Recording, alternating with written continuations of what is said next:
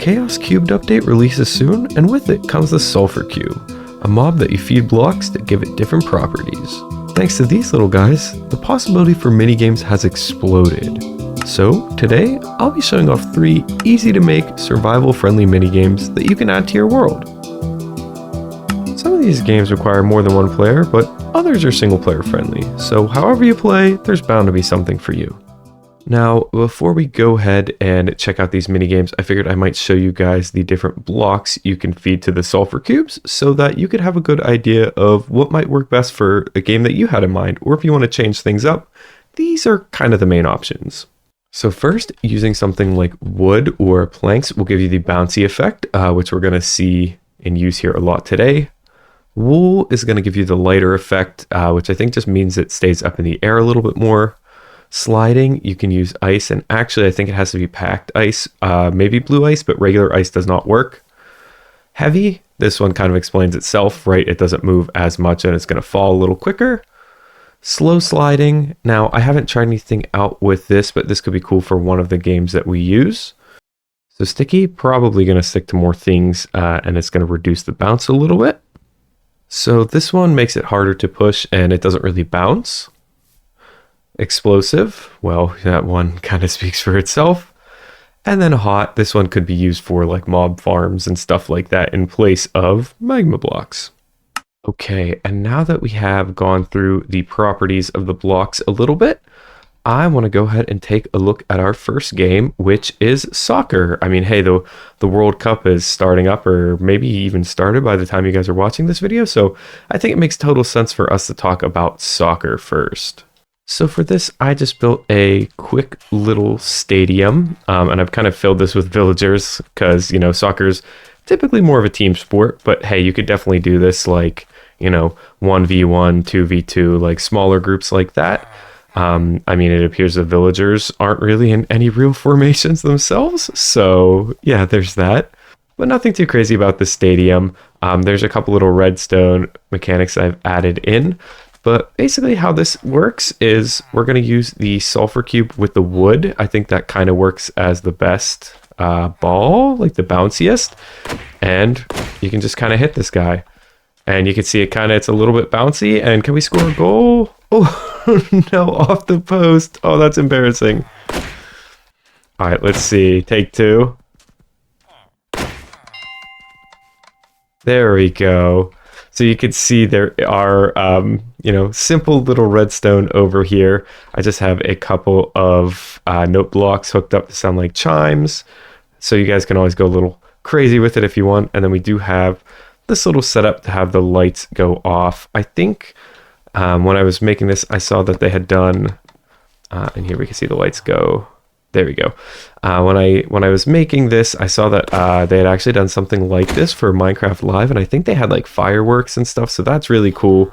You can add all kinds of different stuff if redstone is your thing. But yeah, at the core of it, you just kind of need a little stadium or a little field, 2 nets, and I feel like having these kind of pressure plates and the redstone is a good indicator of who scored, because, you know, being that this is a team game, I could see, you know, depending on who your friends are, but I could see me and my friends having some heated debates, we'll say, about who scored or whether or not that was over the line. So this way, if you hit the redstone there, there's kind of no debate. You scored a goal. And if we look over here behind the bench, you can get even crazier if you want with some soccer cleats and stuff. So this has knockback 2 on it, and let's see what we can do with this.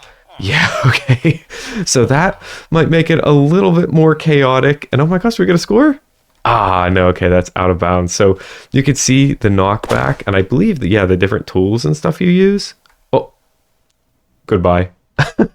The different tools and stuff you use is going to, you know, give you an advantage and stuff. And I could even see if you guys are into like Rocket League, you could put like a big dome here and bounce it off the ceiling and do some really crazy mechanic with that. So I would definitely encourage you guys to play around with like the different attributes and like different tools and whatnot. And, you know, you can always kind of see what you can get away with if the referees aren't looking. On to game number 2, and we have golf. Now, this is just a simple little 1-hole golf. Obviously, You know, if you're making a golf course, you might want to do 9 or 18 because that's kind of standard. But hey, you know what? It's your game. Do whatever you want. You can see I just made this kind of funky shape, made like the fairway. We have a couple like water and sand traps, and then the green down there. So this is the hole we're going to be trying to get it in. Back here, we have a couple of different areas you can tee off from. So this might be if you're more of a beginner, but you know, given that I made this course and I've totally tested it before this moment, I am a professional. So you can see this is a par 4. We're being a little bit generous. That means we get 4 tries to get it in the hole. And actually conveniently in this case here, or this chest rather, I have 3 different swords labeled putter, iron, and driver. So the driver is going to be knockback 2. The iron is knockback 1, and the putter is just a regular old sword. But I think you can use the sword and, you know, like axe tools like that to get it, you know, a little farther than just a regular fist. Because if we hit this guy with the fist here, we're not going to get it very far. Now, truthfully, I think that knockback 2 is going to kind of send this guy over the moon, but we're going to jump and try to hit him with a crit. And let's see. Okay, not too bad. Oh, okay, not great. Where are we? I guess kind of saved by the trees. You guys can see that this definitely bounces a little bit. Let's try the putter. I don't think I want to use knockback 1. We're this close to the hole. This might even be a bad idea, but oh, okay. Yeah, this might be another case where you need to have your golf course encased or maybe make it really far. But I mean, honestly, that's kind of the fun point of it. You can always do 2, and same goes for, you know, your soccer game. You can always, you know, grab leads and lead these guys back onto the course. But in the case of this game, I'm going to stick to Happy Gilmore rules. So we're going to play it where it lies. Oh, oh, that was so close. Oh, geez. Oh, that's bad. Okay, this is for par. Oh, well, I don't... Maybe par 4 wasn't generous after all. Okay, we're here on the course. I think this is our 5th or 6th shot. Let's just try to line it up. Yeah, and as you guys can see, depending on if you do like, you know, a jump shot or what you hit it with, the sulfur cube is going to change. And I think that's really cool. And that actually makes for, you know, definitely like some skill gaps here. Like I could see people getting really good with this or knowing just where to hit them, you know, even down to like turning on, what is it, F3 and B, yeah, like the hit boxes and stuff, which this actually has a weird hitbox, but I could see people getting really crazy with this. So for our case though, let's just see if we can score here. Oh, we're going to have to hit it one more time. Got to try to line up right at the edge. And you know what? There we go. So it's a little tricky to get in the hole here. Maybe it needs to be a little bit wider, but this is golf. And I think it could be really fun if you guys try like different variants. Like I showed off the sticky one before, and you know, maybe you make this like slime. I don't exactly know if they stick in that, but I would imagine they do, unless maybe they've changed that in different releases. But you can do all kinds of creative things. This is just kind of to get your mind stirring a little bit, right? You know, I'm sure you guys can make a better course than this. This is just something that I wanted to try to show off a little bit to inspire you guys. You can even do a fun variation of golf where you light the cube before you hit it, and then you have to see who can hit it the farthest, and wherever it explodes. You know, I guess that would be more like a shot put kind of game. If you guys want to see something like that, let me know. Maybe I can make a video on that. But yeah, all kinds of cool ideas for golf and these other games. And for our final game of the day, we have a little variation of shuffleboard. Now, as you can tell, this is all on ice, and I think maybe you could tell where this is going. Yeah, we have the ice. I think we're using packed ice in here. Yep, packed ice, and I have blue ice on here because I believe blue ice slides farther. But basically, what we're going to do is we have multiple sulfur cubes, and we're going to be trying to hit them down to the other side. If you get it in this little bracket, you get 1 point. This one is 2. This one is 3. So this can definitely be a solo game. This could also be a fun one to play against friends. And if you want to try something different than the ice, you can try out the slow slide, which I believe is the brown mushroom block. Now, the cool thing about this game, before I kind of show you how to play it, even though it's, maybe self-explanatory, but is that there are multiple sulfur cubes, and they're not too hard to get. You can basically find an adult one of these and then quote unquote kill it, which will split it into two. Basically, when you split them, they're going to kind of go into like the baby state, like the magma cubes or slimes do, but they're not going to be hostile. And that way they can grow up again, which is different from the other cubes. And then voila, you have two sulfur cubes. So they're kind of easy to get or replicate once you find one. You can kind of split one into two, let them grow up and keep doing that. And the cool thing is they even go into buckets. So you can move them around real easy for your mini games. All right, let's go ahead and get this started. And I think my favorite thing about this is, oh, that's a bad start. But I think my favorite thing about this is that you can actually bump into other cubes.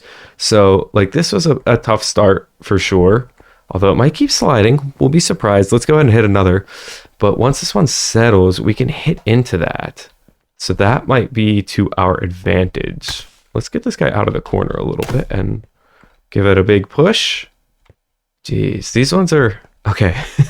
These weren't my best. I did try this game before and I was doing a lot better. So let's go over here and let's grab our friend the paddle with knockback 1 and let's see what we can do here. There we go. So that's going to send it a lot farther. And actually, let's see. No, they didn't bump into each other. Okay. He's going. Is it going to stop? Oh, I think it might just be too far. Yeah, okay. So that's a little too far. Let's see if we can get this guy out of the corner. Oh, he's running away. Oh, that is way too hard. But the cool thing about this is with the back wall, maybe you could have it like bounce off the wall, which, you can't really do in real shuffleboard or paddle. What does it call this? Shuffleboard, yeah. You can't really do that in real shuffleboard, but who knows? Maybe in Minecraft you could do that because this game's a little wackier. All right, now we have knockback 2 on here, and I'm gonna try something a little bit different. Let's see, maybe there's some strategy to this. Maybe if we bounce it off the wall, kill some momentum a little bit. Oh, I still think that's gonna be too much. Maybe, just maybe. No, a little too much, a little too much. So maybe using knockback isn't the trick here, but I'm curious if you guys make this in your own world. Well, that's definitely no good. If you guys do this in your own world, let me know, and let me know if there's like, strategy to it. I'd be curious to try it out. Let's see if we can bank these into each other.